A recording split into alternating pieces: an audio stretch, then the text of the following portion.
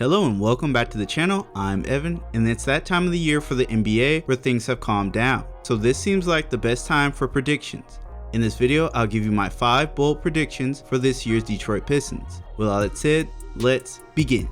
Let's start today off with Cade. We know he's going to make things easier on the offensive end with creating open looks, ISOs, and spreading the floor. But let's focus on the other side of the floor. Cade is a good defender, and under Dwayne Casey will get even better. So my bold prediction for Cade Cunningham is that he will lead all rookies in steals. I can see this being the deciding factor in the Rookie of the Year race, especially if it comes down to Green versus Cade. Jeremy Grant almost won the Most Improved Player award last year. He came to Detroit to be the guy, and he showed out, handing out posters along the way. If the Pistons are over 500 to start the season, I predict Grant will be an all-star. With all the shooters that were added, this will give Grant the green light to attack the basket.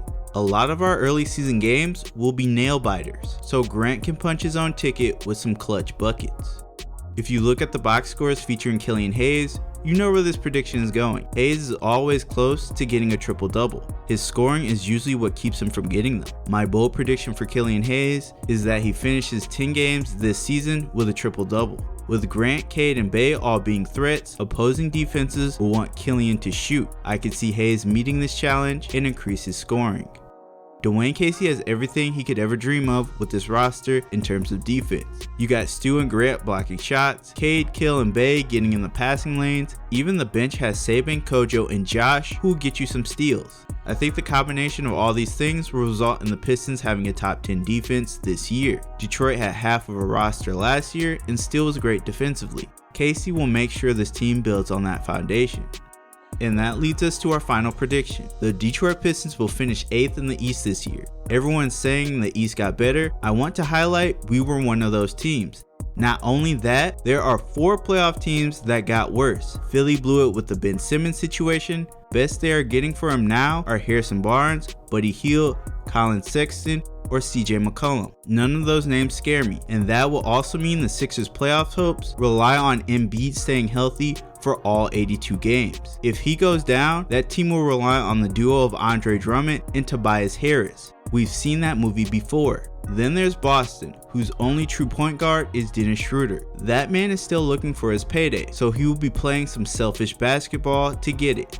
Outside of Al Horford's return, the Celtics remain the same, and they finished 7th last year.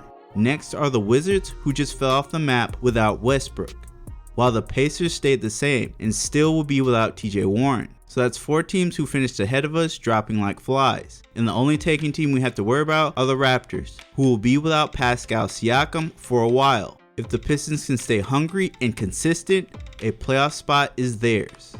And that wraps up this video. What did you guys think about these Pistons predictions? Let me know in the comments below. Also hit that like button and subscribe to see more videos just like this one.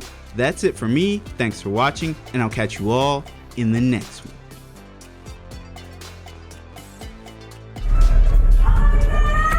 I love you too.